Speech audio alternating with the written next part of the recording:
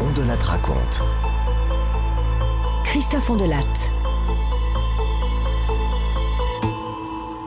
Vous pensez peut-être que c'est le romanesque Albert Spaggiari qui a fomenté le casse du siècle à Nice durant l'été 1976. 50 millions de francs. Eh bien, je crains de vous décevoir. Spaggiari est un mytho. Il a roulé tout le monde pendant des décennies. Et donc, je vais remettre les pendules à l'heure en 2 épisodes. Un pour le mythe et un pour la vérité.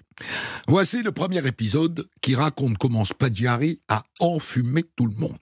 Je le débrieferai avec le journaliste Jérôme Pierrat, l'un des meilleurs connaisseurs du grand banditisme, interview à retrouver dans un 2e podcast. Spaggiari, le mytho. J'ai écrit cette histoire avec Thomas Audouard, réalisation Boris Paczynski. Europe 1, Christophe On de Latte. L'histoire du casse de Nice, je l'ai racontée il y a presque 20 ans à la télé, dans Faites entrer l'accusé. Et à l'époque, avec ma tronche de jeune premier, je l'ai racontée comme ça. Albert Spaggiari, ce type-là, en 1976, en juillet, à Nice, a signé un coup extraordinaire, monumental, génial, diront certains. Il est parvenu à entrer dans la salle des coffres de la Société Générale en passant par les égouts. Avec ses complices, en un week-end, il a fracturé 317 coffres et s'est envolé avec 5 milliards de centimes, 50 millions de francs de l'époque. Une somme astronomique.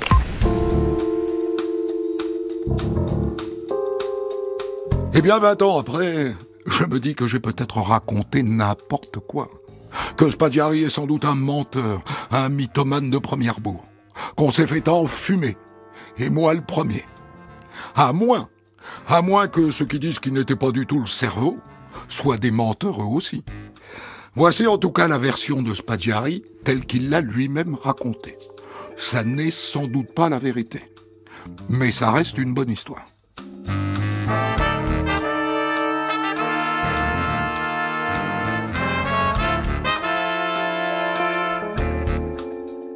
Mais avant de faire surgir Spaggiari dans le décor, il y a les faits. Les faits tels que les Français les découvrent le 20 juillet 1976 au matin. À Nice, le siège de la Société Générale a été dévalisé. Les cambrioleurs qui ont œuvré à la Société Générale de Nice n'ont pas chômé pendant le week-end. Ils ont percé 200 coffres-forts au chalumeau après avoir pénétré dans la salle au trésor par un tunnel creusé à partir d'un égout. On ne connaît pas encore le montant du vol, mais il est probable que l'addition sera douloureuse. 6 personnes au moins ont participé à ce cambriolage.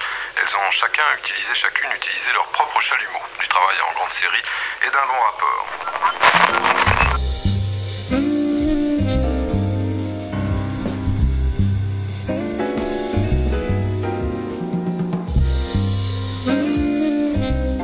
Dans la salle des coffres, 317 coffres ont été ouverts.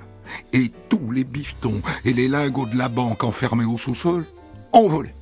Un butin à 50 patates, 5 milliards de centimes. Et comment les voleurs ont-ils fait pour entrer dans la salle des coffres? Monsieur le directeur, regardez là, le trou.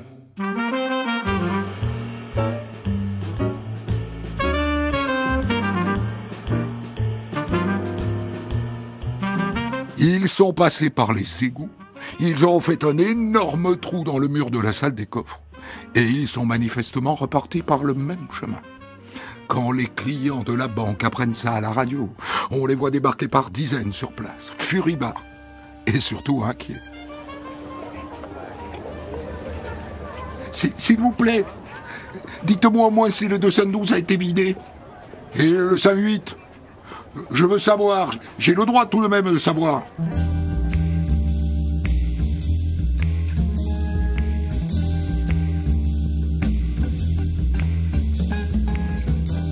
Pendant ce temps-là, dans le sous-sol de la banque, les policiers mesurent l'étendue des dégâts.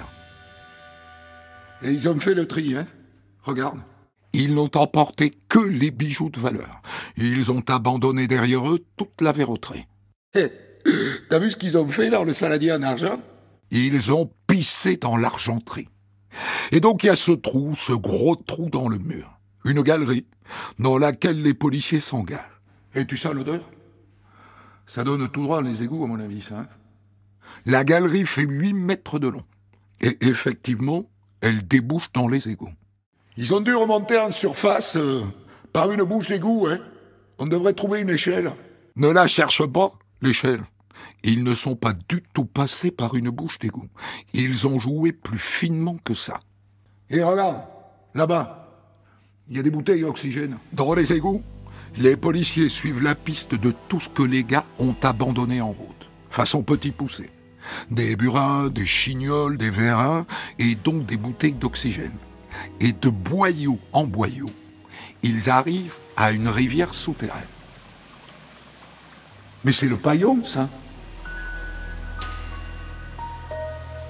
Eh oui, c'est le Paillon, une rivière souterraine qui sort au grand jour à 1,5 km de là.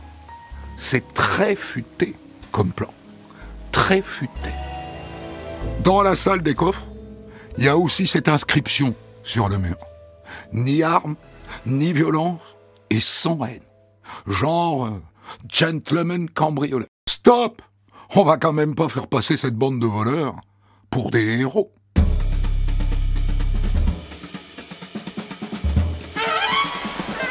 Et maintenant, il faut identifier la bande, arrêter tout le monde, et si possible récupérer le butin. Et c'est pas gagné. On n'a pas trouvé une seule empreinte digitale dans la salle des coffres, hein, pas une. À mon avis, il devait y avoir des gars. Hein. En revanche, il y a le matériel retrouvé sur place, et notamment les chignols et les bouteilles d'oxygène, qui portent des numéros de série. Et puis, l'étui d'une paire de lunettes achetée chez un opticien d'Aix-en-Provence. Ça nous rapproche de Marseille, hein, tout ça. Bon, parce qu'on est d'accord, hein, une bande de ce calibre, on n'en a pas à Nice, hein, fait à ma connaissance. Hein. Ça vient forcément de Marseille. Hein.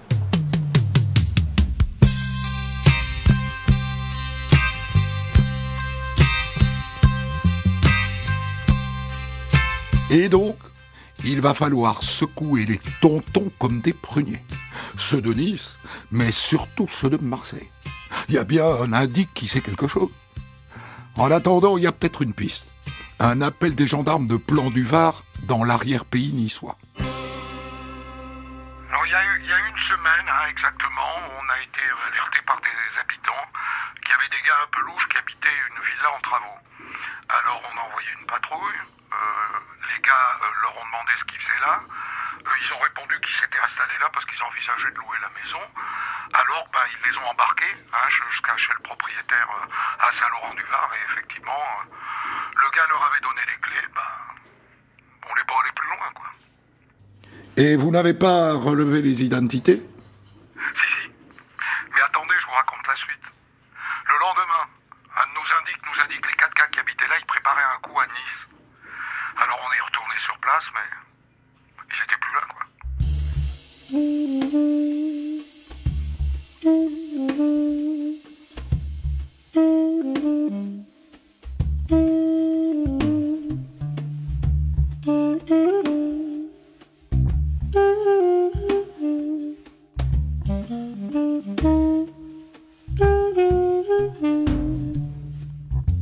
Et leur indique à rappeler les gendarmes le lendemain du casse de Nice pour leur dire « c'est eux qui ont fait le coup ».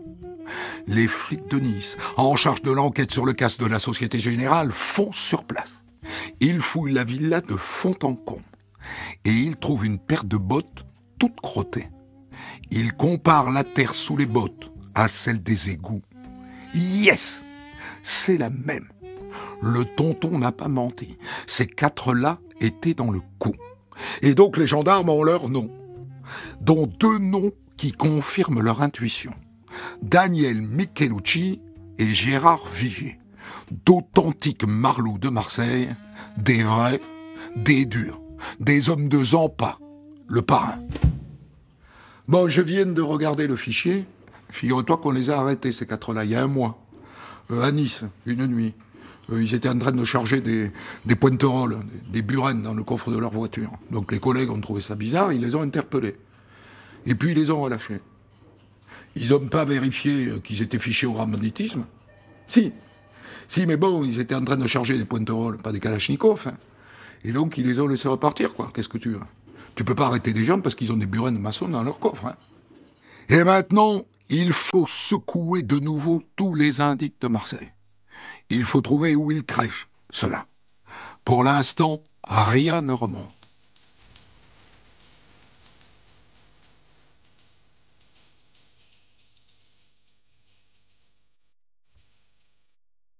Quatre semaines après le casse de Nice, un fric-frac du même tonneau a lieu dans une agence de la Société Générale à Paris, sur l'île Saint-Louis, le week-end du 15 août. Les gars ont ouvert une porte donnant sur les quais de Seine, ils se sont retrouvés dans les égouts, ils ont creusé un boyau jusqu'au mur de la salle des coffres, ils l'ont percé, et ils sont parvenus à éventrer 130 coffres sur 190. Ils ont mangé sur place, dormi sur place, on a retrouvé des matelas gonflables. Et ils sont repartis par le même chemin. Est-ce que c'était les mêmes? Ou alors des disciples? Impossible à dire.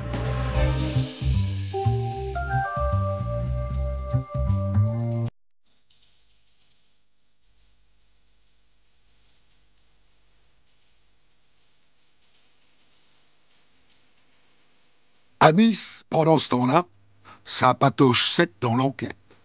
Jusqu'à ce que 3 mois après le casse, les flics bénéficient d'un petit coup de pouce. Allô? La police? Ici le directeur de l'agence du Crédit Agricole de Roquefort-les-Pins. Dites-moi, on a 2 hommes qui viennent de se présenter au comptoir. Là, ils ont des lingots d'or à vendre. Et on a regardé les numéros. Ils correspondent aux lingots volés lors du casse de Nice. Qu'est-ce qu'on fait? Vous les retenez. Et vous les retenez par tous les moyens. Hein. Vous leur offrez du café, vous dites que vous recomptez le liquide. Roquefort, c'est à quoi? 25 km? On arrive le plus vite possible.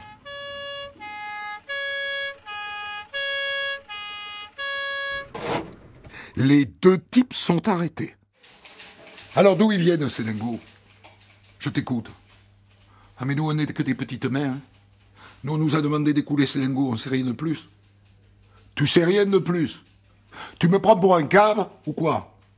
Je veux des noms, et je peux te dire que si tu les balances pas, t'es pas prêt de sortir de Zonzon. On va tout vous coller sur le dos. J'ai un nom à vous donner. Très bien. Ça mouline bien dans ta petite tête. Je t'écoute. Albert Spaghiari. D'après ce que je sais, c'est le cerveau du casse de Nice. Et voilà. C'est à ce moment-là que surgit dans l'enquête le nom de Spaghiari.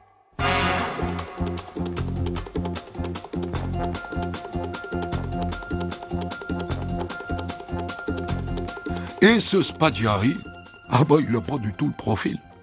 D'abord, il est photographe à Nice, du genre qui fait des photos de mariage. Il est marié, ce qui est assez rare chez les gars du milieu.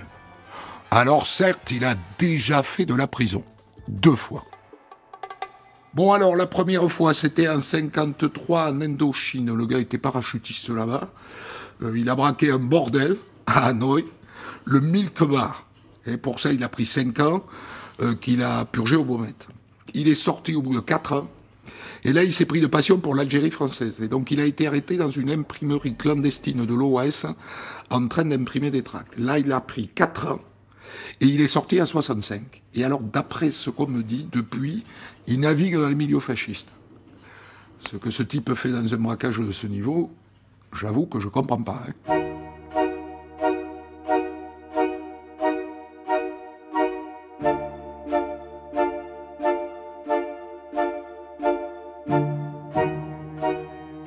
Ça saute aux yeux. Albert Spaghiari est absolument incapable d'avoir monté un coup pareil.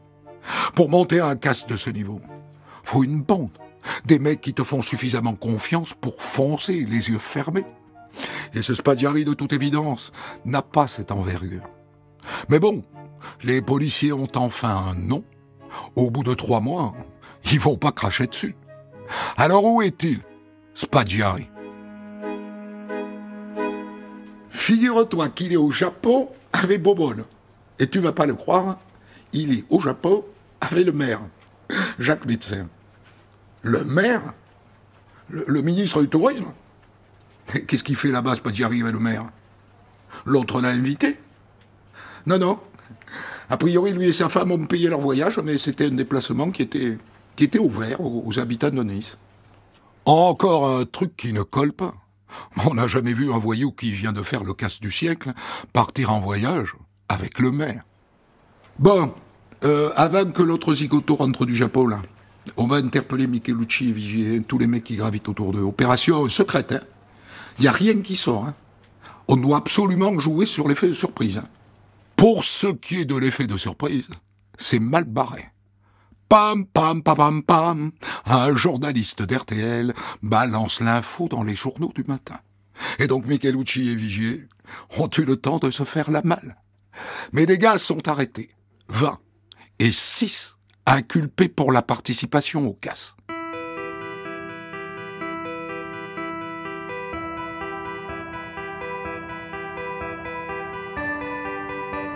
Albert Spaggiari est interpellé le lendemain à son retour du Japon. Oh, la dégaine de ces zigues. Costard, cravate, lunettes de soleil, un barreau de chaise vissé à la bouche et un sourire. Un sourire de tête à claque. Et en garde à vue, parfaitement décontracté. Albert, je te pose la question. Qui a fait le casse de la Société Générale avec toi? Je me souviens plus. Des fois, la mémoire, hein, ça joue des tours, hein. Bon, on va les perquisitionner chez toi, hein, et tu vas venir avec nous.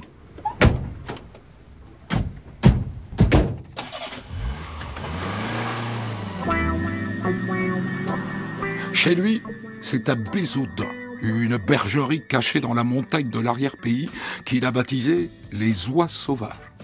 Le temps de faire la route, et voilà les policiers qui entrent dans le salon. Oh putain, on se croirait dans une armurerie. Il y a des dizaines de fusils accrochés au mur. Et dans des valises, des pistolets automatiques, des pains de dynamite, des chargeurs. Un arsenal. Dites, inspecteur, pour vous remettre de vos émotions, là, je vous sers un petit whisky? Je l'ai acheté moi-même en Écosse. Dans tes rêves, Albert. Je boirai ton whisky quand t'auras purgé ta peine. Retour en garde à vue. Bon, Albert, écoute-moi. Si tu avoues pour le casse de la Société Générale, on laisse ta femme tranquille pour la détention d'armes. Ça te va? C'est gentil de votre part. Mais j'ai pas du tout envie d'aller en prison. Mais t'iras pas tant que ça. Il n'y a pas eu de violence physique. Et si tu nous balances quelques tuyaux sur les gars qui ont fait ça avec toi, tu feras quoi? 2 ans? 3 ans? Pas plus. Bon, je suis prêt à parler, mais, excusez-moi, hein, pas de simples policiers. Hein. Je ne parlerai qu'à des policiers de haut rang. Par exemple, le directeur du cabinet du ministre de l'Intérieur. Je le connais. Albert, on va pas déranger le directeur de cabinet du ministre. Si on te fait venir un grand patron de la police judiciaire, Honoré Gévaudan, tiens, le directeur adjoint, ça te dirait? Gévaudan? Oui, d'accord. Pourquoi pas?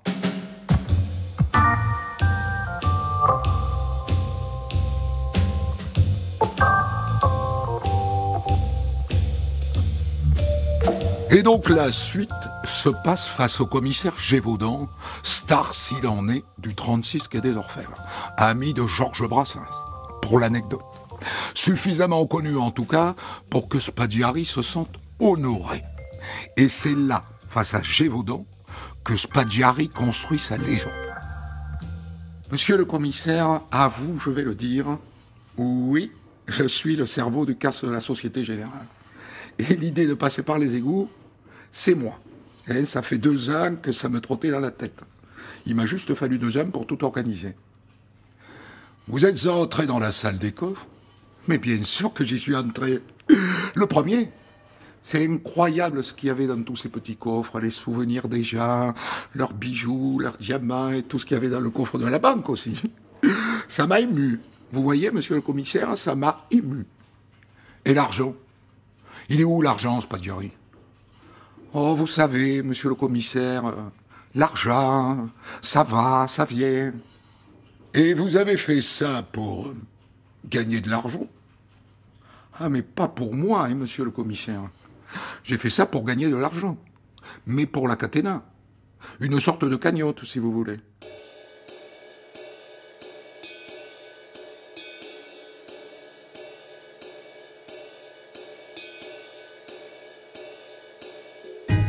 La catena en italien, ça veut dire la chaîne. Il dit que c'est un groupe d'extrême droite italien auquel appartenait son père. Sauf que renseignement pris auprès des Italiens, la catena n'existe pas. Ils s'amusent. Ils s'amusent.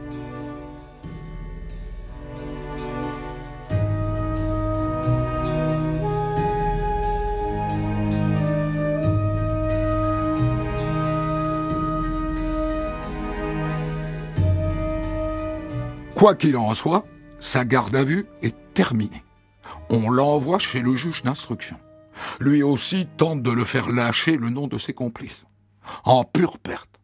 La seule chose que je veux bien reconnaître, monsieur le juge, c'est que c'est moi qui ai tout organisé.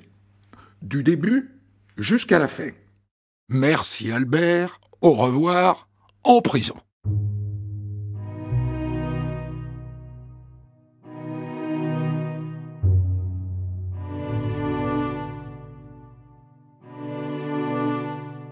Quelque temps plus tard, le juge organise une reconstitution. Et donc il amène Spaggiari dans la salle des coffres. C'est émouvant, hein, monsieur le juge? De se retrouver là, c'est émouvant, hein. Et là, il se tourne vers le directeur de la banque. En tout cas, bravo. Je placerai mon argent chez vous, parce que le mur et l'armoire blindée, c'est du costaud, hein. Chapeau. On a mis du temps à venir à bout, mais c'est du solide. Vous pouvez être fier de vous. Dans la salle des coffres, rigolade générale. Non seulement ce type a mis la main sur 50 patates, et en plus il est drôle.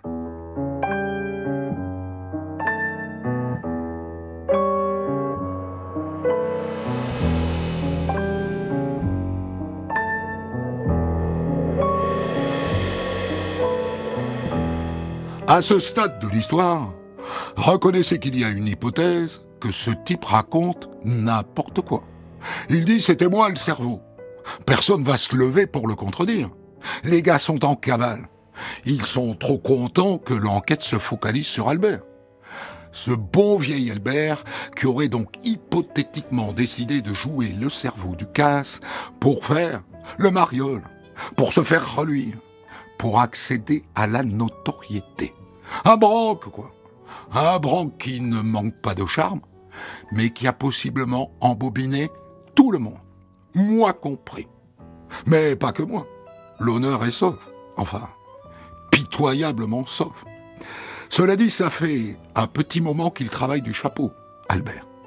Petit, il s'était pris de passion pour Salvatore Giuliano, un fasciste italien fasciné par Mussolini.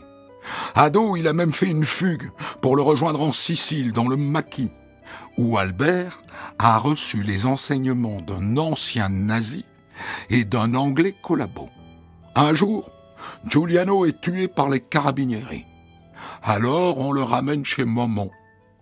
Beau départ dans la vie. Et après, ma foi, il se met à adorer les fachos. Sa maison, les oies sauvages, c'est le titre d'un chant nazi. Et si on se penche un peu sur le panneau à l'entrée, il y a le sigle de la Waffen-SS. C'est un facho, Spaggiari.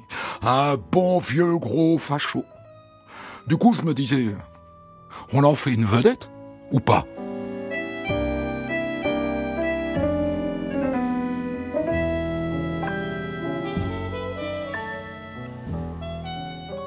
Dans ces faits d'armes de facho, il y a cette arrestation en 1957, alors qu'il était en train d'imprimer des tracts pour l'OAS, les activistes de l'Algérie française.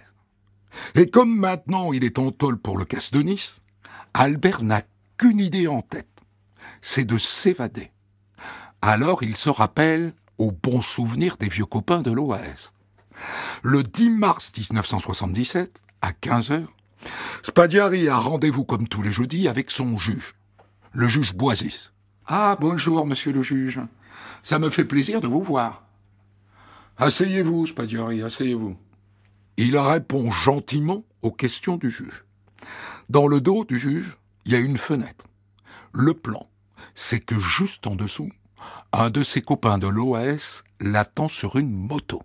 Bien, Spaggiari, si vous voulez signer le procès-verbal, c'est le moment ou jamais. Après, ça sera trop tard.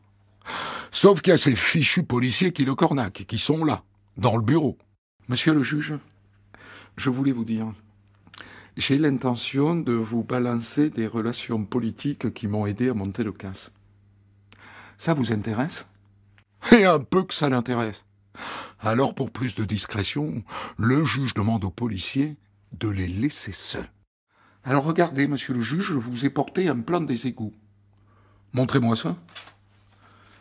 Je ne comprends pas bien, Spaggiari. Qu'est-ce que vous avez dessiné, là? Et là, Albert fait le tour du bureau pour lui expliquer. Et hop, il saute par la fenêtre. Vous avez le bonjour d'Albert, monsieur le juge.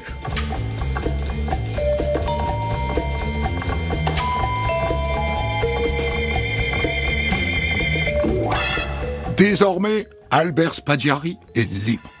Et vous savez le premier truc qu'il fait? Il publie un livre chez Albin Michel, Les égouts du paradis. Il y raconte les préparatifs, le casse, et même son évasion du bureau du juge. C'est le plus grand des voleurs, oui, mais c'est un gentleman.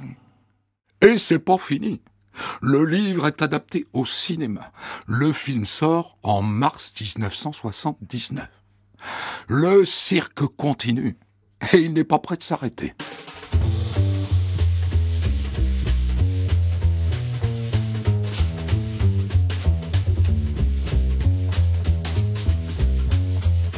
Quelques mois plus tard, a lieu le procès du casse de Nice. Sans Albert, bien sûr. Aux dernières nouvelles, il serait en Amérique du Sud.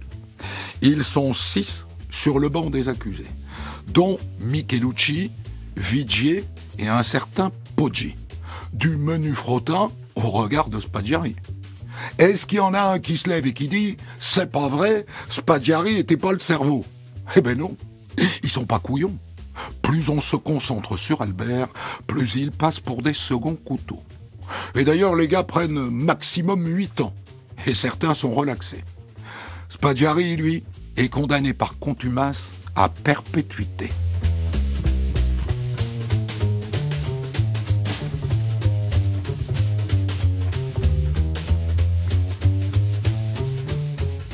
En cavale, Albert Spaggiari se fait fabriquer de faux papiers au nom de Romain Clément. Faux passeport, fausse carte d'identité et même fausse carte orange. À partir de maintenant, il peut voyager. Et il ne se gêne pas. Avec un goût prononcé pour l'Amérique du Sud et les régimes autoritaires d'Argentine et de Pinochet au Chili. Il a beau être en cavale, il aime toujours les fachos. Et de temps en temps, il revient en Europe, en Espagne, en Italie et même en France, où il prétendra s'être marié religieusement avec sa nouvelle amoureuse, Emilia, à l'église intégriste de Saint-Nicolas du Chardonnay de Monseigneur Lefebvre. Et puis il se met à donner des interviews.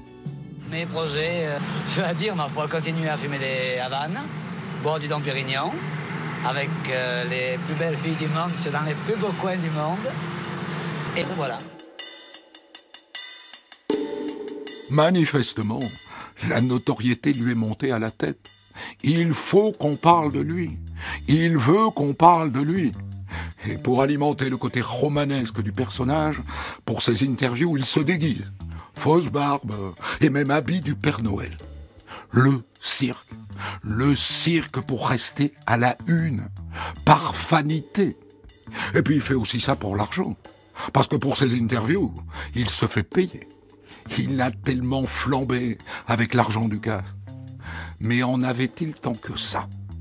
Et puis surtout, il s'emmerde. Il s'emmerde comme un rat mort. Il lui faut de l'action.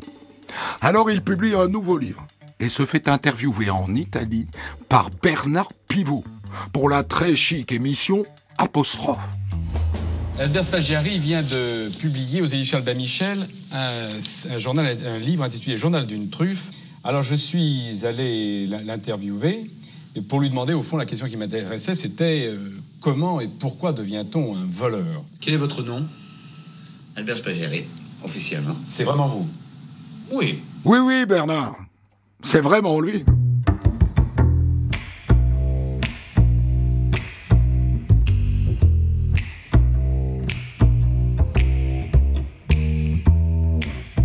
De tous les interviews qu'il donne pendant ces années de cavale, la plus stupéfiante est celle qu'il accorde à Paris Match et qui est filmée.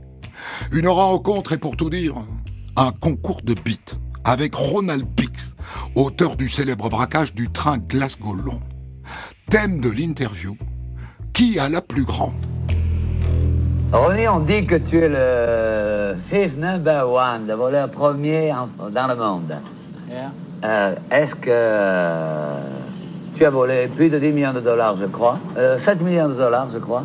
7 million dollars. Rassure-toi, Albert, c'est bien toi qui as la plus grande.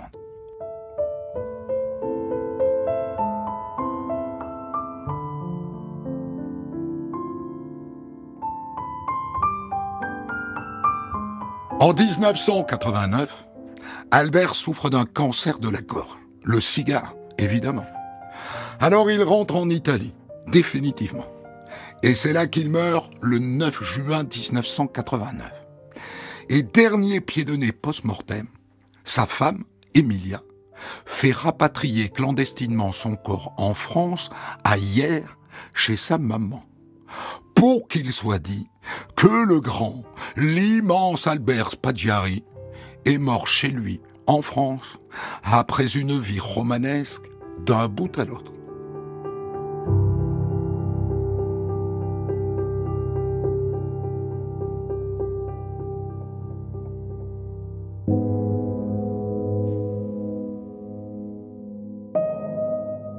Spaggiari était-il vraiment le cerveau du casse de Nice? C'est pas sûr du tout. Peut-être n'était-il finalement qu'un cervelet. Peut-être que d'autres ont monté ce casse. Mais ça, c'est une autre histoire.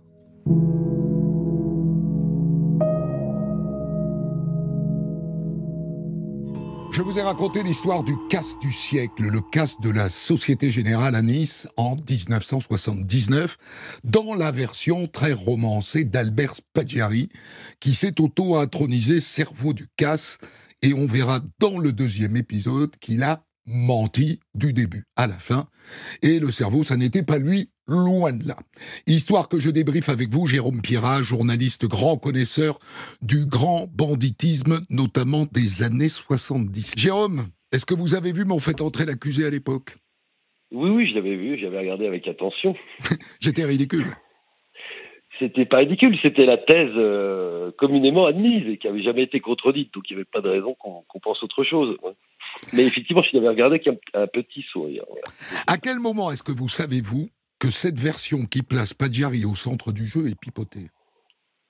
Oh, il y a quand même déjà... Bon, cela dit, je ne veux pas faire le malin, c'est à peu près dans les années où vous avez réalisé votre doc, enfin, voilà, diffusé votre doc, les types avaient commencé à sortir du bois, c'est-à-dire qu'on était, presque 25 ans après, et ils avaient estimé que la prescription aidant, ils pouvaient commencer à se répandre un petit peu, enfin avec un peu de discrétion quand même, mais ils envisageaient peut-être de publier leur histoire, et donc je les avais rencontrés à cette occasion-là, certains d'entre eux, ceux qu'on appelait les égoutiers. Ils ont mis un peu de temps à le faire, puisque le bouquin qui révèle l'histoire vraie paraît en 2010, et c'est avec lui que je vais raconter ma deuxième histoire, mon deuxième épisode, qui est une sérieuse mise au point. Moi, ce que je me dis, c'est qu'aussi les médias, et donc moi, on avait plus intérêt à mettre en avant Spaggiari, parce qu'il est romanesque. Et plus romanesque sans doute que la vérité. Ben oui, c'est le personnage de l'aventurier, effectivement, qui est... Bon, malgré ses idées un peu radicales, était plus sympathique, en tout cas plus haut en couleur, que de relater un casse fait par des voyous dont c'est le métier finalement, et qui sont généralement assez discrets, n'ont pas envie de rechercher la lumière. Donc effectivement, c'était plus sympa que ça soit Albert Spaggiari. Malheureusement, c'est pas le cas. Quand il s'auto-désigne cerveau, on sent qu'il improvise. C'est-à-dire qu'il a été dénoncé, il a été arrêté, Et d'une certaine manière, il se dit tant qu'à faire, autant que je me fasse reluire, quoi.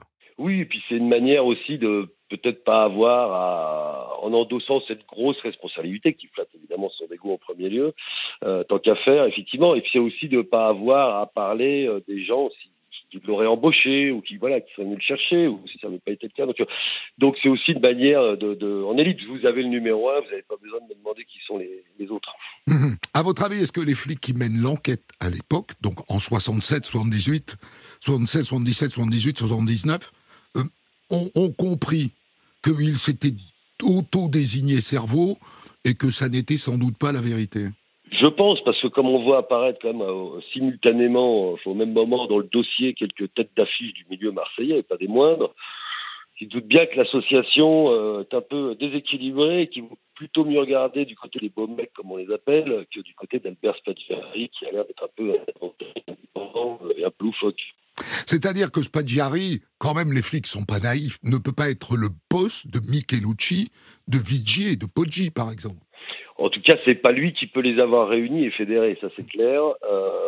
Donc il se doute bien qu'il y a une association, quel est le lien et quel est l'intérêt des uns et des autres, qui a apporté quoi dans cette association, c'est ça la question, mais comme ils n'ont pas la réponse, Mais effectivement, la balance penche du côté des voyous. Et en plus, mais ce qui s'avérera faux, les gens qui sont présentés dans le dossier, les Viguier, etc., c'est des gens qui sont des proches de Tanis Zampa, qu'on dit être à l'époque le parrain de Marseille, etc. Donc on regarde évidemment plutôt de ce côté-là en se disant c'est le Don Corleone du Vieux-Port qui chapeaute tout ça, ce qui n'était pas le cas, parce que ces gens sont pas en CDI chez le parrain, ils font leurs affaires aussi à côté. Et donc voilà, oui, tout naturellement, la police penche pour eux. Et du coup, est-ce qu'on peut pas soupçonner que les flics subodorent que c'est pas lui, mais c'est pas grave, ils l'ont, l'enquête patoche, on s'arrête là? Déjà, politiquement, etc., médiatiquement, c'est toujours mieux d'avoir le numéro 1 que de dire on n'a toujours pas mis la main dessus puis on comprend pas vraiment comment ça fonctionne. Donc effectivement, ça, je pense, a arrangé un peu tout le monde du côté des instances dirigeantes. C'était bien qu'on ait trouvé le cerveau. Et alors, la cerise sur le gâteau, c'est ce moment où Spaggiari est condamné à perpétuité par la justice. À l'époque, ça rigole pas pour les braquages et les gros cas, effectivement, on est dans les peines plus qu'à 2 chiffres. C'est la perpète. En plus, par contumace, ça tombe à peu près automatiquement. Normalement, quand vous revenez, il y a une révision, mais effectivement, il y a un côté un peu complètement décalé entre les actes du Ben Albert qu'on découvrira plus tard, les actes réels, et puis effectivement la peine qu'il va prendre. Parce qu'on le verra dans le 2e épisode, mais en vérité, Spaggiari, il mérite pas plus de 5-6 ans de tôle, quoi. Oui, on va pas tout dévoiler, spoiler comme on dit, mais effectivement, il est une des chevilles de cette affaire. Une petite cheville. Le cerveau. Alors, il y a quelque chose, Jérôme, qui était très troublant, c'est que Spaggiari est dénoncé. Il est dénoncé par 2 fourgues qui sont en train d'essayer de revendre des lingots du casse. Pourquoi est-ce qu'il le dénonce, lui? Est-ce que c'est, à votre avis, par stratégie, pour qu'on ne s'intéresse pas aux autres chefs, ou par méconnaissance de la vérité? Par méconnaissance de la vérité, parce que je pense que c'est dans mes souvenirs, c'est leur seul contact avec cette équipe. Ces 2 petits voyous niçois qui sont des types connus pour des demi-selles, quoi. Voilà, trivialement, oui, c'est des petits voyous de rue, quoi. Voilà, ça n'a rien à voir avec le grand banditisme. Et ils ont le contact avec Albert Spaggiari, donc c'est le seul type qu'ils connaissent, donc ils y vont d'ailleurs un peu naïvement avec leur lingot sous le bras. Ouais. Si c'était des vrais voyous qui leur avaient donné le butin à refourguer, je pense qu'il y aurait eu un peu plus de conseils de prudence, promulgués. Mais là, effectivement, c'est un peu à l'image d'Albert Spaggiari, ça manque un peu de prudence. Alors il va confier ça à 2 demi-selles qu'il connaît, parce qu'en plus ils ont fourni des voitures à un moment de l'affaire, etc. Sans savoir d'ailleurs à quoi tout servait. Alors, ce qui saute aux yeux quand on raconte cette fausse histoire, c'est que finalement, elle est pleine d'incohérences. Par exemple, il n'a pas le profil, il n'a pas de passé. On ne se lance pas dans un coup comme ça sans passé. Le cambriolage, c'est un métier. Alors même s'il a fait un peu de prison, c'est pas un délinquant professionnel d'habitude, comme on dit dans ces années-là chez les policiers. Donc effectivement, la délinquance, c'est un métier, surtout dans le vol, le cambriolage. On commence petit, on apprend Voilà, les techniques, la prudence, etc. Et donc, c'est un travail entre guillemets, comme ça que d'ailleurs on appelle ça chez les voyous. Voilà, on dit on va travailler. Et donc, lui, effectivement, il sort comme ça du chapeau pour un coup extrêmement compliqué avec du matériel. Enfin voilà, il y a des lances thermiques, ce qui est pas du tout courant à l'époque. Enfin bon, là, c'est un peu technique, mais voilà. Et puis, il faut réunir quand même une équipe assez costaud. Il y a 6 types renvoyés, mais on va le découvrir et on se doute même à l'époque qu'ils sont plus nombreux pour avoir construit un tel ouvrage de BTP. Ils ont fait un tunnel, ils ont fait etc. Et puis même pour ouvrir tous ces coffres en un week-end, bon voilà, il a fallu de la main d'œuvre. Lui, il peut pas avoir recruté des gars. Il peut pas leur avoir dit fais-moi confiance, on y va. En tout cas, pas des voyous. Alors lui, c'est pour ça qu'il va donner cette version, évidemment, aussi pour détourner l'attention des vrais voyous dont il a, à mon avis, peur. Il va dire, j'ai appelé des copains aventuriers de mes années dans les paras, dans l'extrême droite, etc., des types prêts à tout. C'est la version qui est donnée dans le fameux film avec Francis Huster, Les égouts du paradis, et dans son livre. Et voilà, il va dire, leurs conditions d'aventuriers leur ont permis de faire ça. Mais non, il y a quand même une technique, voilà. Être un cambrioleur professionnel, ça veut bien dire ce que ça veut dire. Il y a un vrai apprentissage à avoir. Et puis il y a autre chose qui aurait dû quand même mettre de la puce à l'oreille des policiers s'ils avaient bien voulu voir que la puce était là, c'est qu'il part au Japon dans la foulée. C'est pas du tout le genre de truc que fait un braqueur. Oui, il va éviter d'aller s'afficher en plus avec le maire de Nice, être pris en photo, exhiber un peu d'argent, parce qu'il est petit photographe de quartier, Albert Spaggiari, il habite une modeste bergerie, il a une petite boutique de photographe de quartier dans le vieux Nice. Donc il n'a pas non plus des moyens et des sources de revenus hallucinantes. Donc effectivement, tout ça manque assez vite de prudence. Oui. Et sa grande chance, Jérôme Pierrat, c'est que, évidemment, au fur et à mesure que les seconds couteaux sont arrêtés, Michelucci, Vigier, Poggi, etc., il n'y en a pas un pour dire c'est pas lui le cerveau, quoi. Je veux dire, ils sont objectivement complices de son délire. Pour vivre heureux, vivons cachés, oui. Cette histoire est encore plus vraie chez les voyous. Donc oui, non, ils en sont même ravis. C'est-à-dire, c'est inespéré que ce type, ça n'arrive pas dans une affaire criminelle, qu'un type endosse. Si, alors pour décharger son complice, etc., il se dit, bon, moi je suis pris, c'est avec les autres y aillent, mais d'aller s'auto-désigner comme étant le cerveau, au pire, vous reconnaissez votre participation au fait, vous en rajoutez pas, ça n'existe pas. Personne n'a envie de prendre des années supplémentaires. Donc effectivement, ils regardent ça avec quand même ahurissement, comme ils l'ont raconté. Mais après. Ils le laissent faire, quoi. Ils ont tout intérêt. Bravo Albert. Allons, vas-y Albert. Et même pendant toutes ces années-là, ils en ont ricané en disant mais qu'on ne parle que de lui. Oublions-nous. Alors il y a autre chose qui est très étonnant dans la version Spaggiari-Cerveau, c'est qu'à un moment donné, donc les flics lui demandent pourquoi. C'est Gévaudan qui lui demande. Il lui dit mais pourquoi vous avez fait ça? Et lui dit c'est pas pour prendre de l'argent pour moi, c'est pour donner à un mouvement d'extrême droite italien. Et là il y a un truc qui colle pas non plus, c'est-à-dire les mecs qui sont capables de faire un coup comme ça, c'est pas des fachos. C'est pour ça que ça tient pas, c'est-à-dire quand il dit que c'est une agglomération de type, un agglomérage, je veux dire, de copains à lui, de cette mouvance d'extrême droite, de fachos, d'anciens militaires, etc.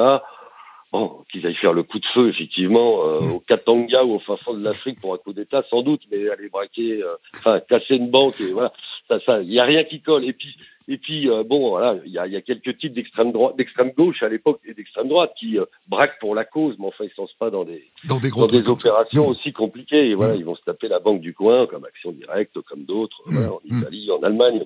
Alors, en aucun cas, ils vont se lancer dans une opération d'une telle envergure. Il y a quelque chose qu'on ne peut pas enlever à Spaggiari pour le coup, c'est son évasion. Son évasion du bureau du juge Boisis. C'est quand même spectaculaire. Ah oui, alors ça correspond au personnage du para. Il faut pas oublier, il a été para pendant longtemps, notamment pendant la guerre d'Indochine. Spaggiari, c'est un petit type un peu nerveux, sec, sportif. Donc voilà, il a quand même un certain courage. De toute façon, il s'est quand même mêlé à ce cas, on découvrira son action réelle là-dedans. Mais enfin, il a quand même participé, etc. Donc c'est un type qui a pas froid aux yeux. Il est loufoque, il n'est pas professionnel, il a rien à faire chez les voyous ou dans ce genre de pratique. Mais en tout cas, c'est pas un pleutre ou voilà, c'est un type qui est. Et puis ces années de parachutiste vont sans doute aider à sauter du bureau du juge pour se réceptionner sur une voiture et finalement arriver sur la moto. Oui. Voilà, donc effectivement, on peut pas lui enlever non plus. Voilà, non, là, il est vraiment chevaleresque. Alors quand même une petite remarque, il est avec son avocat évidemment dans le bureau du juge Boisis, puisque on est en cours d'instruction. Son avocat, c'est Maître Perra. futur maire de Nice, très à droite. Et moi, je me demanderais toute ma vie si Perrat n'a pas été complice de cette évasion un peu. Il a détesté, Perrat, qu'on évoque cette hypothèse. Oui, parce qu'après détester être mêlé, comme il avait quand même essayé d'avoir une carrière politique respectable et dans des partis très très à droite, il n'était pas non plus très bien vu. Frayé avec la canaille, aussi flamboyante soit-elle. Donc effectivement, mais c'est drôle parce qu'il y a des noms qu'on retrouve du milieu politique, parce qu'il y a Christian Estrosi à l'époque a été champion de France de moto, il a une grosse concession de moto à Nice, et la rumeur dit que la moto qui a servi à l'évasion avait été, avant d'être volée, évidemment, avait été achetée par l'honnête propriétaire chez Estrosi, etc. Alors on voit comme ça circuler pas mal de noms qu'on retrouve dans le monde politique des années 50. On va pas éventer le deuxième épisode, mais je veux dire ici que dans le deuxième épisode, vous découvrirez que Spaggiari était dans le coup, mais c'était un acteur secondaire de ce coup, même si, comme d'habitude, il a voulu se faire mousser jusqu'à aller dans la salle des coffres. Mais là encore, pour y jouer un rôle très secondaire, il ne sait pas ouvrir un coffre-fort. On de Latte raconte. Christophe Ondelatte. Pendant des décennies, on a raconté l'histoire du casse du siècle, le casse de la Société Générale à Nice en 1976, en mettant Albert Spaggiari au centre du jeu. Je vous ai raconté cette version pipotée dans un premier épisode disponible sur votre application de podcast. Dans ce deuxième épisode, je vais remettre les pendules à l'heure en m'appuyant sur le récit d'un truand surnommé Amigo, qui lui était au centre du casse, récit tiré de son livre « La vérité sur le casse de Nice » aux éditions des Petits Matins. Récit dans lequel on comprend que Spaggiari a eu un rôle très marginal dans le casse. Je débrieferai cette histoire avec Jérôme Pierrat, l'un des meilleurs connaisseurs du grand banditisme de ces années-là. Interview disponible dans un deuxième podcast. Voici donc l'histoire vraie du casse de Nice. Je l'ai écrite avec Thomas Audouard. Réalisation, Boris Paczynski. Europe 1, Christophe Ondelatte. En 2010, près de 35 ans après le casse de Nice, Amigo vient donner une belle claque à tous ceux qui, comme moi, prétendaient avoir raconté cette histoire en mettant Albert Spaggiari au cœur du jeu. En lui donnant le titre de cerveau, on s'est bien fait bananer. Et moi, j'ai participé au casse de la Société Générale de Nice en 1976. J'y étais du début jusqu'à la fin. Alors pendant des années, mes amis et moi, on a laissé raconter n'importe quoi sur ce casse. Spaggiari a voulu assumer un rôle qui nous mettait à l'abri. Au début, ça nous arrangeait. Mais là, franchement, ça me pèse. Et, vu toutes les conneries que j'entends débiter, je veux rétablir la vérité.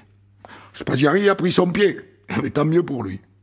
Mais Albert n'était qu'un intervenant ponctuel dans cette affaire. Rien de plus. Alors moi, je vais vous dire comment ça s'est réellement passé. Et je vais remettre Albert à sa place. Toute sa place.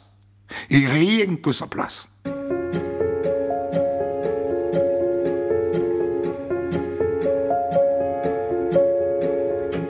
Alors, pour toutes les conneries que je vous ai racontées il y a 20 ans, je vous présente mes plates. Mais le plus drôle, c'est qu'ils ont repassé l'émission à la télé il n'y a pas longtemps. Mais là, franchement, je n'y suis pour rien.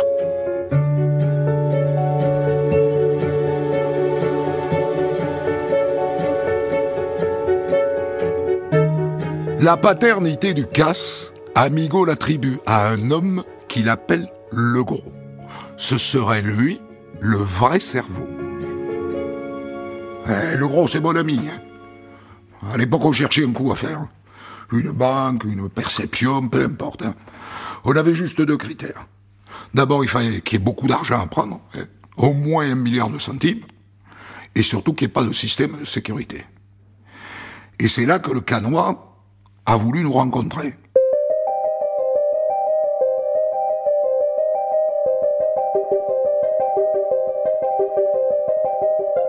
Amigo et le gros ont donc rendez-vous avec le Canois dans un restaurant de golfe-juan. Au menu, meursault et langoustes grillées. Bon, voilà les amis. J'ai pris contact avec des amis de Nice. Des braves gens hein, qui ont fait leurs preuves, qui sont discrets. Ils ont en tête d'attaquer la Société Générale qui est avenue Jean Médecin à Nice. Donc au départ, leur idée c'était de la braquer. Et donc ils sont en contact avec un type qui s'appelle Albert et qui a pas arrêté de ses entrées dans la banque. Finalement, ils ont renoncé, c'était trop risqué. Ah mais ça serait bien qu'on le voit, ce gonze-là. Albert, s'il a des tuyaux sur la banque, c'est intéressant. D'accord, je vous organise ça.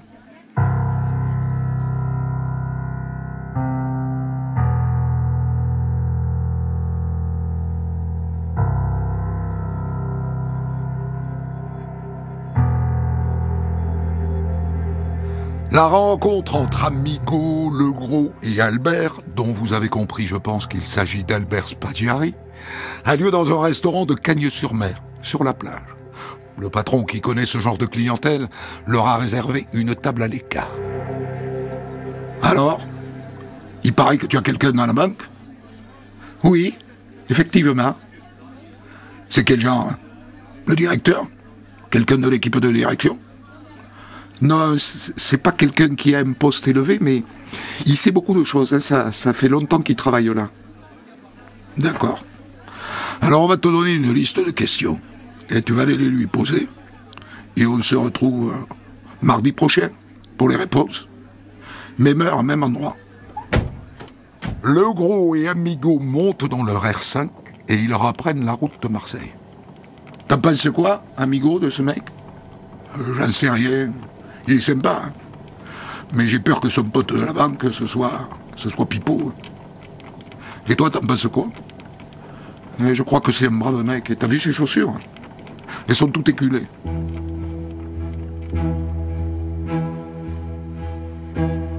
Autrement dit, c'est un brave mec parce qu'il a des chaussures usées. Dans le milieu, c'est un signe d'humilité.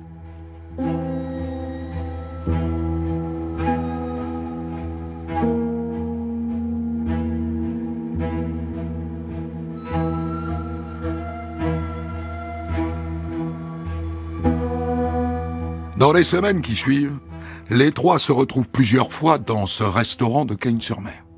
Mais le courant passe entre Amigo, Legros et Albert Spaggiari. Ils le trouvent séduisant, espiègle, enjôleur. Il semble considérer la vie comme une énorme blague. Mais à chaque fois, il revient avec les réponses aux questions qu'il est censé poser à son ami banquier. La disposition des lieux, la sécurité, les horaires. Et t'arrives toujours pas à savoir si la banque a un système d'alarme ou pas. Et non, tu comprends, c'est compliqué, hein, ces choses-là. C'est un peu secret, hein. Tu comprends ça?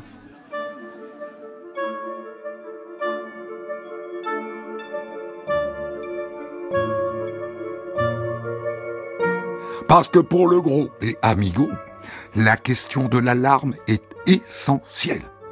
La moindre vibration pourrait la déclencher.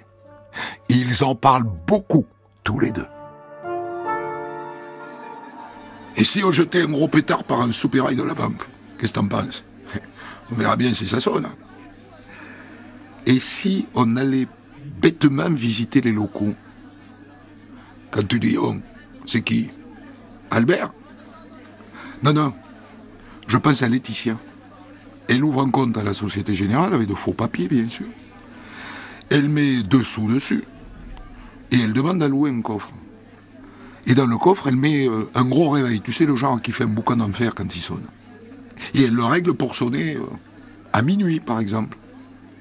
Et on verra bien si quand il sonne, entre le bruit et les vibrations, ça déclenche une alarme. Et tu crois que Laetitia sera d'accord? T'inquiète, amigo. C'est une aventurière, Laetitia. Elle acceptera. Elle le fera même avec plaisir. Et elle accepte, en effet. Ils lui font faire des faux papiers FISA, et 2 jours plus tard, la voilà qui entre dans la banque par la grande porte. Elle met le réveil dans son coffre, et elle ressort.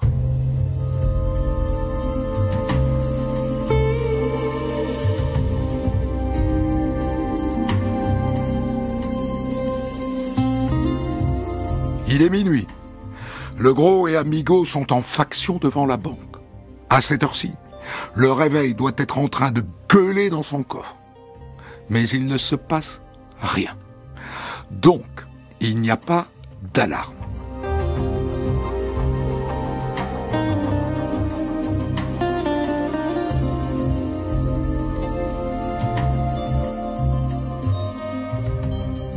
Ça fait 1 an que Le Gros et Amigo ont recruté une quinzaine de gars de leur âge, la trentaine. La plupart se sont connus en prison. Tous ont une expérience du cambriolage. Ensemble, ils ont déjà essayé de monter un coup. Une agence des PTT du 13e arrondissement à Paris, qui avait 7 milliards de centimes dans son coffre. Ils ne sont pas allés au bout, mais à cette occasion, ils ont réussi à se procurer un appareil formidable. Une lance thermique, un tube de 4 à 5 cm de diamètre garni à l'intérieur d'aiguilles de magnésium. On met une grosse bouteille d'oxygène à un bout, on chauffe l'autre bout au chalumeau, on ouvre d'un coup l'oxygène. Ça provoque une gerbe de feu et la température monte à 4000 degrés. Et tout ce qui se trouve devant, béton ou roche, se met à fond. Avec cet engin, il faut 4 minutes, pas plus, pour traverser un morceau de granit de 20 cm d'épaisseur. Ça va leur être bien utile, parce que leur intention à Nice, c'est de passer par les égouts et de percer ensuite le mur épais de la salle des coffres.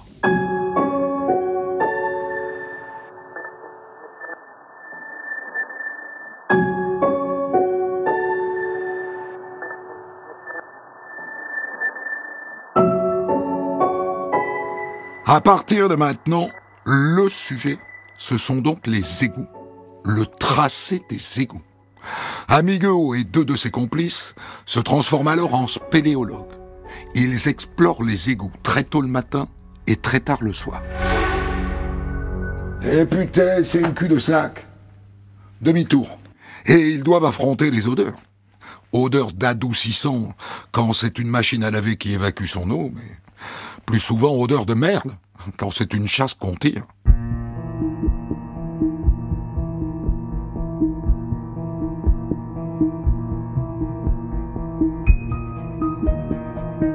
Et maintenant, Amigo, Le Gros et ses amis doivent trouver par où sortir des égouts.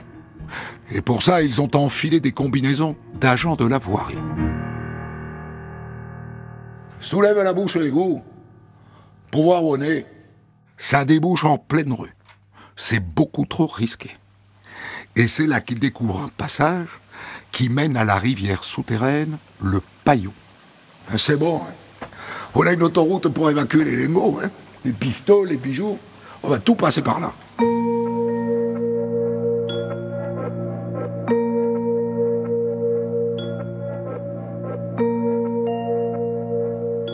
Et maintenant, il faut identifier très précisément la portion d'égout qui frôle la banque. Mais ça y est, ils l'ont trouvé. Il est temps de passer à l'action. Pour loger toute leur équipe, Amigo et Le Gros ont loué 3 appartements. 2 tant qu'à faire sur la promenade des Anglais et un 3e au nord-est de Nice. 15 hommes au total s'y installent. Ils ont aussi acheté un Land Rover et volé quelques voitures. Tout est prêt? Alors action! Premier objectif, faire entrer tout le matos dans le Paillon, la fameuse rivière souterraine. Ça dure des nuits et des nuits. On pourrait utiliser un canot pneumatique, qu'est-ce que t'en penses? Non, c'est pas adapté, on va tout transporter à dos d'homme. Hein. Et maintenant, il faut percer ce fichu tunnel entre les égouts et le mur de la banque. La fine équipe donne les premiers coups de pioche. Avec cette contrainte, qu'ils ne connaissent pas l'emplacement précis de la salle des coffres. À mon avis, c'est par là. Hein. Ici, là. Mais ils n'en sont pas sûrs à 100%. Alors ils appellent Spaggiari, qui est toujours censé avoir un ami dans la banque. Albert, ton contact dans la banque, là, il pourrait nous dire précisément où est la salle des coffres? Précisément? Non, je crois pas, non.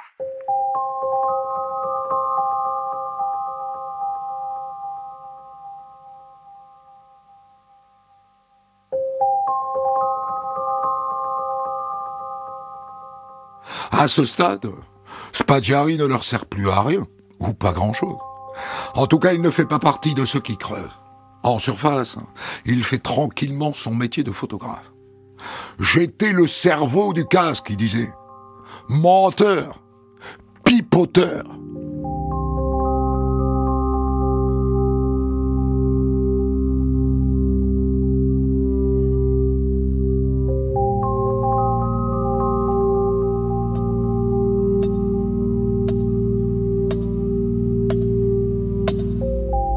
Ça fait des jours et des jours qu'ils creusent un tunnel à coups de burin et à coups de pioche. Ils sont en sueur, ils sont épuisés, mais leur détermination est totale. Et regarde la terre, on a passé la barrière des égouts. Une chaîne humaine se met alors en place pour évacuer. À moi, à toi, à moi, à toi. Et soudain, un éboulement.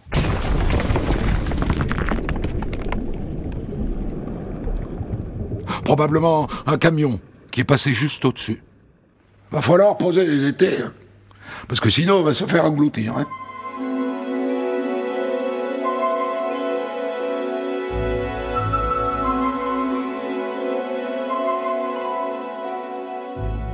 Et donc, ils font venir des planches, à la bonne taille.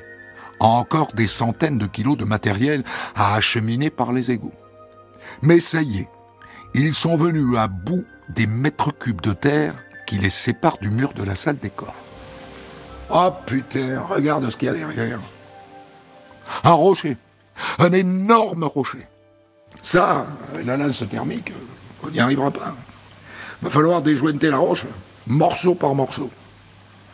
D'accord, mais on va se retrouver avec des dizaines de morceaux de rochers qui vont nous barrer le chemin. Hein.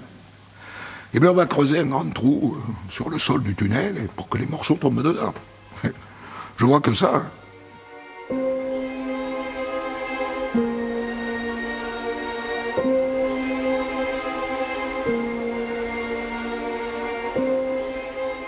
Pendant ce temps-là, en surface, des guetteurs veillent au grain. Ils sillonnent les rues alentours pour vérifier qu'on n'entend rien de ce qui se passe en dessous. Et d'autres planquent dans des chambres d'hôtel et surveillent de leur mirador les rues qui entourent la banque. Et ils en profitent pour observer le manège des gardiens de la banque, leurs horaires notamment, et ceux des convoyeurs de fonds. Évidemment, ça coûte de l'argent, tout ça. Alors tous les membres de l'équipe donnent selon leurs moyens. Bon, moi j'ai 20 000 de mon dernier braquage, et bien je les mets dans la tirelire. Et ça y est, ils sont arrivés au mur de la salle des coffres.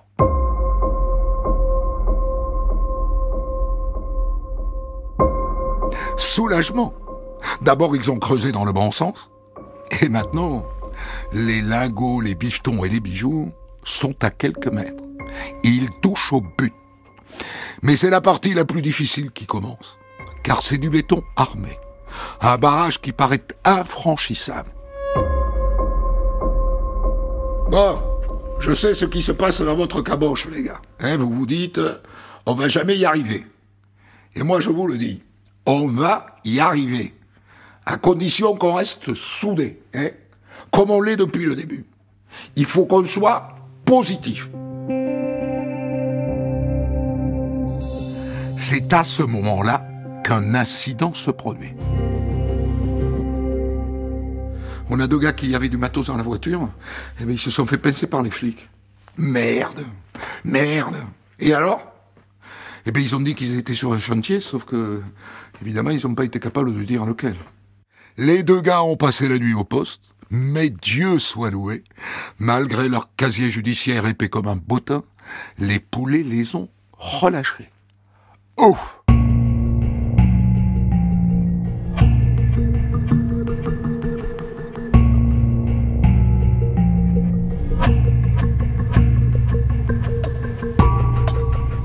En sous-sol, les travaux de percement du mur de la salle des coffres continuent. Avec une grosse difficulté. Les gars ignorent tout de l'épaisseur du mur. Il faudrait pas qu'à l'intérieur, le mur se fissure. Parce qu'imagine qu'un employé de banque s'en aperçoive, ou même un client. On serait bien dans la mouise. L'arbitrage est difficile. Attaquer le mur pour avancer, Mais pas trop. Et en même temps, une salle des coffres, c'est couvert de coffres du sol au plafond, sur tous les murs. Donc si le mur se fissure, ça se verra pas, enfin à mon avis. Et c'est comme ça qu'un soir de juin 1976, le gros, Amigo et toute la bande voient apparaître une plaque de métal au fond du tunnel, l'arrière des armoires fortes de la salle des coffres. Victoire!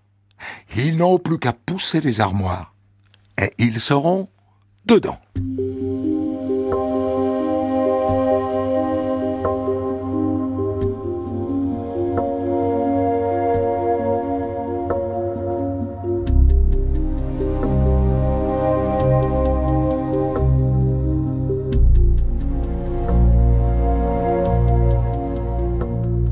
Et Spaggiari, dans tout ça, eh bien, il brille par son absence.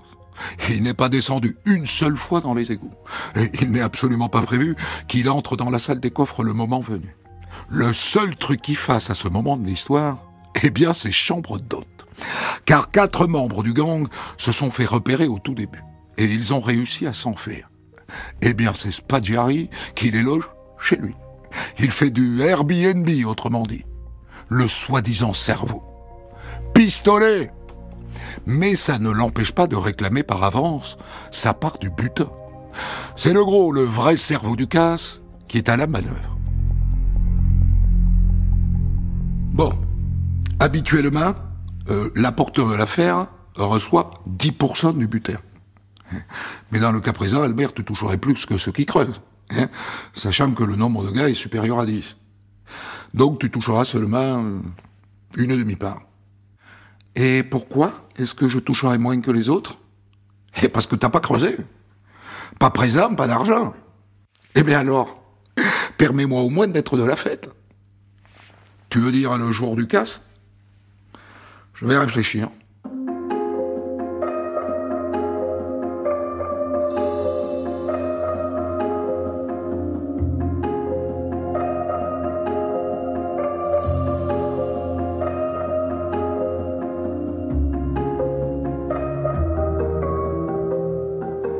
C'est pile à ce moment-là que le 8 juillet, le président de la République Giscard d'Estaing décide de s'offrir une visite à Nice.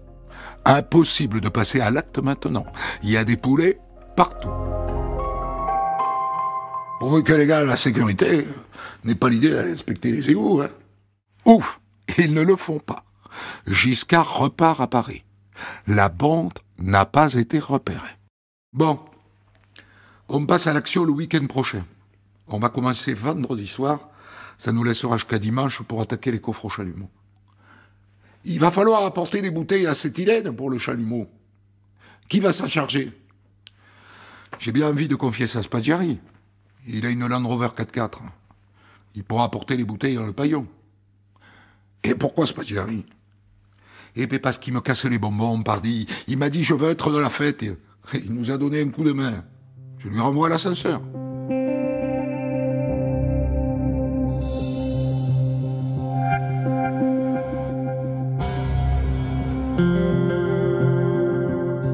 Et il le fait. Il vient livrer des bouteilles d'acétylène au lieu dit et à l'heure dite. Sauf que Spaggiari, ça ne lui suffit pas.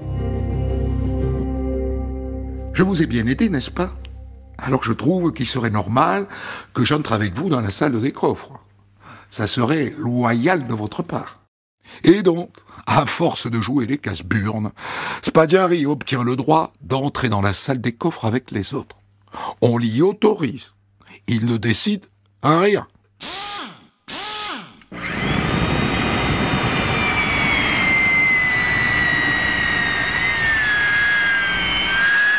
Bon, c'est bon les gars.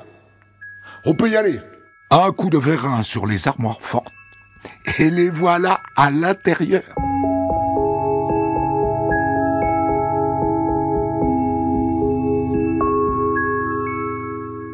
On est au paradis, les gars. C'est ça, le paradis. Ils se congratulent, ils se tapent dans le dos et ils se disent merci les uns les autres. Bon allez, à l'attaque. Il est l'heure d'attaquer les armoires fortes qui abritent les coffres. 3 membres de l'équipe s'y collent. Et putain, c'est costaud, hein? Et pourtant, tous ceux qui sont là ont percé des coffres toute leur vie. Les armoires sont plus résistantes que prévu. Tout ça prend à peu près 1 heure. Et les voilà enfin face aux coffres individuels. Mais c'est pas de l'acier, c'est du fer. Ça va sauter facile, hein, ça. Jusque-là, Spaggiari n'a pas bougé le petit doigt. Mais il est venu pour participer à la fête. Et il veut sa part du butin. Dites, messieurs, est-ce que je peux me joindre à vous? Si tu veux, Albert, vas-y. Essaie. Mais ça se voit. Il ne connaît rien au travail de perceur de coffre. Regarde, Albert. Donc tu mets le pied de biche comme ça dans la fente et tu le fais rentrer d'un coup de maillet. Vas-y. Albert découvre le métier. En attendant, le problème, c'est que le fer se tord, sans céder. Moi, j'ai une autre technique, hein. Regarde, il n'y a qu'à découper la face des coffres au chalumeau, et puis c'est tout. C'est efficace, mais c'est long. Et à ce rythme, on ne va pas pouvoir ouvrir tous les coffres, hein. À mon avis, on n'en fera pas plus de 300. Hein.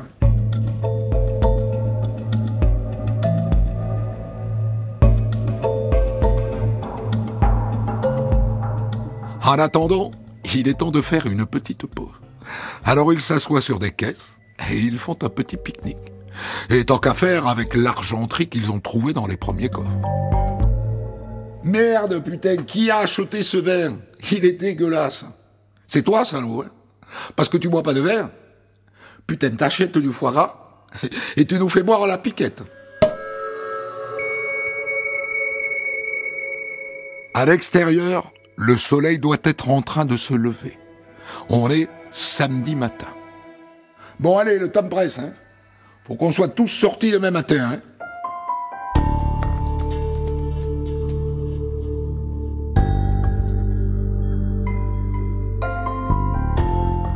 Et là, grosse surprise.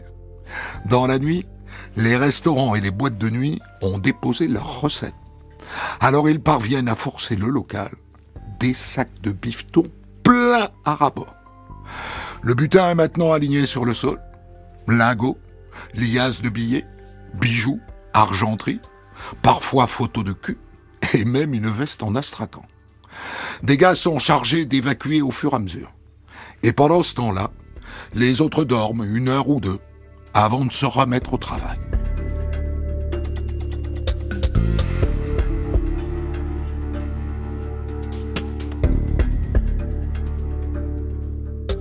On est dimanche matin. Il est temps de quitter les lieux. Et c'est Amigo, pas du tout Spaggiari, qui a l'idée de laisser un message. Il prend un panneau publicitaire et avec une craie, il écrit « Sans armes, sans haine et sans violence ». Qu'est-ce que vous en dites, les gars? Sans violence, c'est sûr. Aucun d'entre eux ce jour-là ne porte une arme sur lui. Pour effacer toutes les traces, ils aspergent la salle des coffres avec des extincteurs. Tous les coffres n'ont pas été ouverts, loin de là, mais il est temps de partir. Et pile à ce moment-là, Spaggiari, qui n'a pas fait grand-chose, a une idée. Et vous ne pensez pas qu'on devrait emporter ces sacs là, qui sont remplis de bons du trésor? Ah, hors de question. C'est beaucoup trop dangereux. Avec ces trucs-là, on finit toujours par se faire mordre. Alors Spaggiari, sourire aux lèvres, attrape un sac de pièces d'or et il se met à le traîner sur le sol. Hé, espèce de con! Tu vois pas que tu sèmes des louis d'or et des Napoléons partout sur ton passage? Direction les égouts et la rivière souterraine.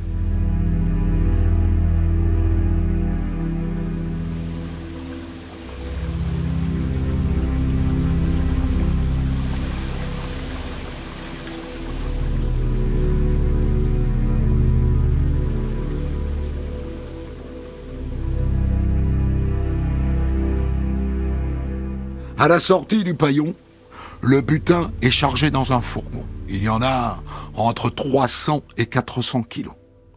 Les hommes, eux, se répartissent dans des voitures et ils prennent la direction d'Aix-en-Provence où ils ont une planque. À l'arrivée, ils sont épuisés, alors ils se couchent. Dans les jours qui suivent, les hommes du casse de Nice se réunissent pour se partager le magot. C'est pas simple, hein. Comment évaluer, par exemple, la valeur des bijoux? C'est pas compliqué. Il y a une étiquette sur cette rivière de diamants, regarde. Il y a écrit 8 millions de francs. Peut-être. Mais quand tu vas vouloir les refourguer, t'en tireras quoi? 400 000?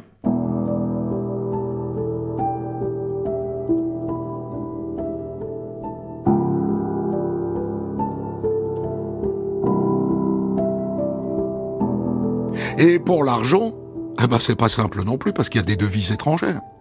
Il faut les convertir. Il leur faut une grosse semaine pour trier, évaluer et partager le butin. Chaque gars repart avec un sac de sport chargé de billets, de lingots et de bijoux. Quant à Spaggiari, il prend sa part de intervenant ponctuel. Rien de plus. Mais son plus beau cadeau, c'est la célébrité qui l'attend.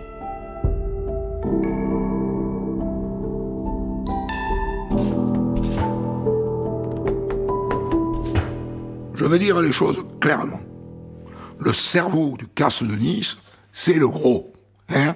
Alors Albert Spaggiari s'est trouvé à un moment dans la position de revendiquer la paternité du casse. D'accord. Mais il procurera surtout aux autorités judiciaires la satisfaction d'avoir conclu l'affaire en un temps record. Et la belle prise constituée par le prétendu cerveau du casse leur donnera le sentiment du devoir accompli. C'est tout.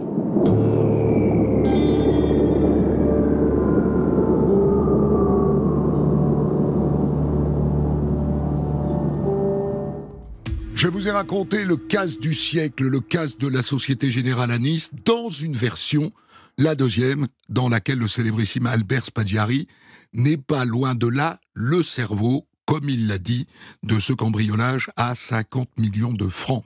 Et je débriefe cette mise au point avec vous, Jérôme Pierrat, grand connaisseur du grand banditisme des années 70, notamment. Vous le connaissez, vous, je suppose, amigo. D'abord, est-ce qu'on peut savoir son vrai nom? Oui, d'autant plus que il est décédé récemment. Il s'appelait Jacques Cassandry. D'accord. Jacques Cassandry, un voyou marseillais d'origine corse, qui avait aussi un frère dans le métier, et voilà, et qui était une des figures du Marseille interlope. Il n'a jamais été condamné pour le casse. Non, il n'a pas été condamné pour le casse, mais sur ces dernières années, à la suite de son livre, il a été condamné pour le recel, le blanchiment de l'argent. Alors, ils ont fait un lien à la suite du livre, la justice l'a poursuivi, parce qu'il a été identifié et puis condamné, une lourde amende, en disant que les établissements, notamment de nuit, qui tenaient dans la région marseillaise actuellement, étaient le fruit de ces investissements. Voilà. D'accord. Donc, au fond, il est condamné en quelque sorte pour fraude fiscale. C'est une vengeance un peu du système. Les faits sont prescrits, on ne peut plus l'impliquer dans le casse, mais son niveau de vie colle pas, quoi. Et lui n'a jamais voulu se dédire, c'est-à-dire qu'il aurait pu se défendre simplement en disant « j'ai écrit ce livre, je suis moi-même un mythomane », mais comme il avait écrit ce livre, rétablir la vérité, il était impossible pour lui de se contrôler. Pourquoi est-ce qu'il écrit ce livre, Jérôme Pierrat? Est-ce que c'est parce qu'il est agacé par Spaggiari? Disons que oui, pas agacé par Spaggiari, mais avec une envie de rétablir la vérité, plutôt un peu piqué par effectivement la légende qui s'est installée au fil des années et qui est racontée dans les médias, dans les bouquins, etc. Donc au bout d'un moment, l'âge aidant, la prescription venue, s'est senti cette envie. Et puis il y a une raison officieuse aussi, c'est que la veuve d'un des protagonistes, a été financièrement, il lui a versé les droits du livre. D'accord. Une partie de cette vérité. Donc lui, il n'a vraiment pas fait pour l'argent. Mais du coup, voilà. Il n'était pas un peu agacé aussi par les motivations politiques de Spaggiari? Parce que c'était pas un facho, amigo. Non, les voyous qui ont participé à cette affaire, ça n'était que des voyous, tous les autres. On n'avait aucun, motivation politique. Oui, comme on dit chez les voyous, ni capitalisme, ni communisme, juste pognonisme. Voilà, donc, Et le gros, alors? Le cerveau, le vrai cerveau d'Iamigo, vous le connaissez? non, parce qu'il est décédé à la fin des années 80, dans un règlement de compte, hein, un décès habituel pour un voyou, pour un truand marseillais notamment, et il est mort dans ce qu'on appelait à l'époque les guerres de machines à sous. Dans les années 80, le milieu s'est déchiré pour le contrôle du marché des machines à sous clandestines, et cette guerre lui a été fatale. Voilà, il s'appelait, on peut le dire, aujourd'hui il s'appelait Jean-Claude Migosi. Est-ce qu'il y a une hypothèse, Jérôme Pierrat, dans laquelle Amigo peut un peu mentir éventuellement sur la vérité de cette histoire, comme Spaggiari l'a fait? Alors, on pourrait effectivement, parce que pas de raison de prendre cette version pour argent comptant. Alors moi, il se trouve qu'en parallèle de Amigo, Jacques Cassandry, j'ai rencontré il y a une quinzaine d'années, au moment où 20 ans, peut-être au moment où ça commençait à sortir, certains autres protagonistes de l'affaire, les égoutiers dont il parle d'ailleurs dans son livre, Le Petit, l'Arménien, voilà, et qui eux aussi avaient un projet de livre bien avant lui. Alors il s'était un peu brouillé à ce propos d'ailleurs, mais donc eux m'avaient raconté exactement la même histoire. Ils m'avaient d'ailleurs confié un manuscrit que j'ai toujours, qui racontait exactement la même histoire. Ils s'étaient pas mis d'accord pour cause, puisqu'ils étaient plutôt concurrents dans cette histoire, et Jacques Cassandry a attendu lui plusieurs années pour sortir enfin le sien. Mais donc voilà, je peux vous confirmer que moi, c'est recoupé par plusieurs des protagonistes et qui se voyaient plus depuis des années, et tout le monde a la même version. Et tout le monde d'ailleurs reconnaissait la paternité du coup Jacques Cassandry et Jean-Claude Migosi, hein, malgré leurs différends. Parlez-moi de ces gens-là, parce qu'évidemment, le bouquin a l'air sympathique, mais je me méfie toujours un peu de cette expression qui qualifie toute cette époque-là de beaux mecs. On disait les beaux mecs. Et il y a ce slogan qui dit sans armes et sans haine, hein, comme si au fond il avait été exclu dès le départ de tirer la moindre balle, de faire le moindre mort. Est-ce que ce sont des gars qui avaient une forme de morale professionnelle? Oui, qu'avait, on va dire que le milieu à l'époque, sans non plus redorer son blason, parce qu'il n'y a pas de raison, hein, c'est un milieu criminel. Mais effectivement, ils avaient quelques limites qui étaient plutôt des limites de raison. Voilà, donc, et c'est bien pour ça. S'ils ont choisi d'aller suer corps et âme pendant des semaines dans les égouts, c'est bien pour éviter d'aller tout simplement rentrer dans la banque, arme au poing, et comme le feront d'ailleurs dans les années suivantes ce qu'on a appelé les postistes, c'est-à-dire qu'ils se sont dit nous on va pas les creuser 3 mois, on va braquer puis on va descendre faire les coffres pendant qu'on braque les gens. Voilà, donc eux avaient plutôt choisi le dur labeur que l'action armée. Donc non, c'était après, à côté de ça, c'était des voyous classiques du milieu marseillais, mais effectivement pour les avoir vus plutôt des, comme on dit chez eux, des braves garçons. J'adore l'histoire des godasses. Quand au fond, Amigo raconte qu'ils font confiance à Spaggiari, enfin c'est le gros en fait qui fait confiance à Spaggiari parce qu'il a des chaussures éculées. Bah oui, parce qu'il se dit c'est pas un flambeur, c'est pas un espèce de type qui veut briller, il s'est trompé, gueule comme on dit. Voilà, bon, pour le coup, ça, la psychologie liée à la chaussure ne marche pas vraiment, mais effectivement, c'était un indice pour lui de l'humilité et de la discrétion de ce garçon. Alors, ce que dit Amigo, c'est que Spaggiari est un intervenant ponctuel.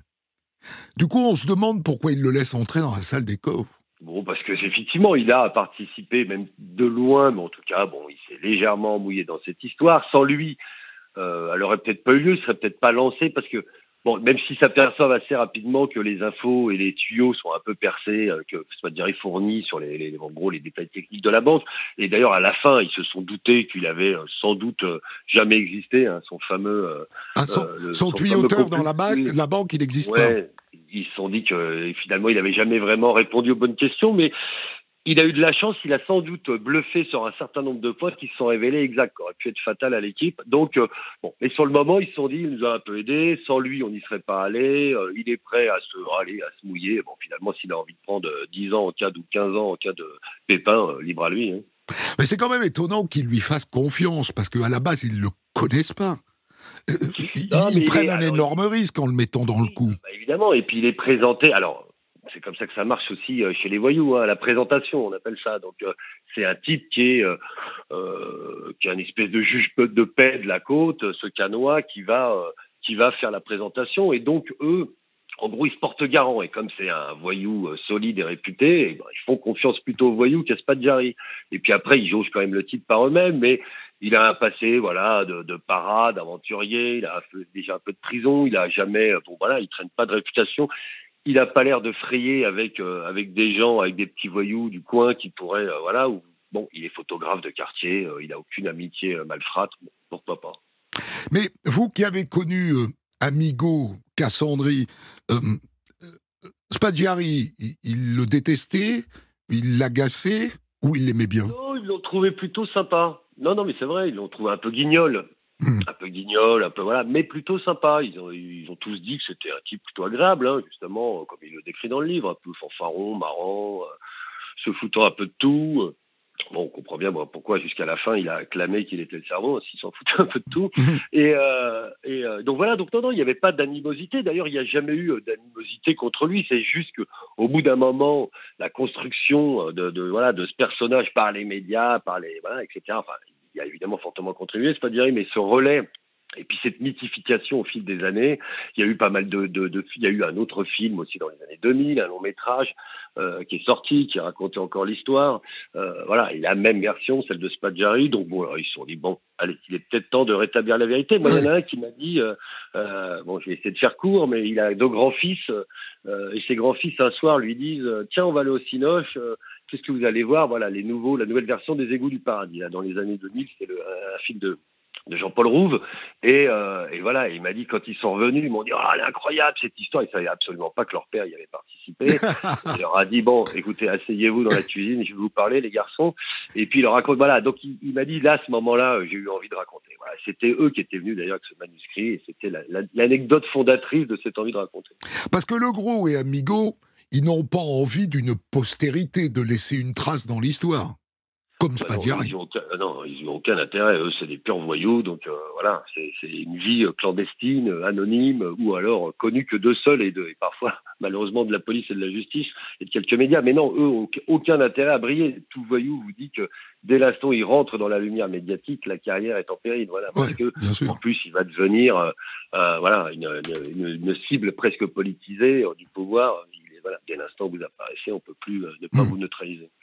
Ce qui est fascinant dans cette histoire, c'est le travail de montage de ce cas qui dure des semaines et des mois, et qui en même temps, certes est plus sûr, en tout cas la fin de l'histoire le suggère, qu'un braquage à main armée, mais en revanche le risque de se faire prendre est au moins égal, voire supérieur. Ils sont dans un cul-de-sac pendant des semaines, nuit et jour. Oui, il y a ça, et puis effectivement le temps, la temporalité, c'est-à-dire qu'il y a un braquage, vous prenez les risques, le temps des quelques minutes où vous allez monter sur l'affaire, comme on dit, ça passe ou ça casse. Là, pour le coup, vous avez mille occasions de vous faire avoir, et n'importe quel petit détail peut vous faire chuter. Voilà. Il y a tellement d'allers-retours, il y a tellement de gens impliqués dans cette affaire, ils sont plus d'une quinzaine, donc une maladresse peut arriver. Enfin voilà, donc c'est presque miraculeux. Ils ont de la chance, quoi. Ah oui, il y a quand même une grosse part de chance. Hein. Tant mieux pour eux à l'époque, mais voilà. Malheureusement pour les clients de la banque, en revanche. Alors, un coup comme ça, aujourd'hui, sans doute ne serait pas possible parce que les systèmes de sécurité des banques se sont énormément améliorés. Mais est-ce qu'il existe aujourd'hui des gars qui sont capables de faire un truc comme ça dans cet esprit-là? Il y en a un peu de moins en moins, on va dire, parce que le vol est un métier qui disparaît. Voilà. Tout fout le camp, mon ami. Oui, parce que il y a des énormes peines, il y a beaucoup de risques, et il y a surtout une technologie, galopante, et qui rend peu probable la réussite d'une telle affaire. Et puis il y a de moins en moins d'argent liquide, etc. On connaît ce refrain. Donc les gens maintenant se sont massivement tournés vers le trafic de stupes, ce genre de choses. Et donc le métier, c'est ce qu'on disait, c'est un métier. Il faut apprendre, ça s'apprend. C'est manuel, il faut casser, il faut savoir comment on rentre dans une maison, faire attention à tout ça. Bon, voilà. Donc ça, c'est un apprentissage qui dure des années, ponctué de longs séjours en prison, voilà. Et malheureusement, et heureusement pour nous, le métier disparaît peu à peu. En tout cas, à ce niveau-là de professionnalisme. Merci beaucoup, Jérôme Pierrat, de nous avoir prêté votre science et votre savoir sur ce milieu du grand banditisme des années 70.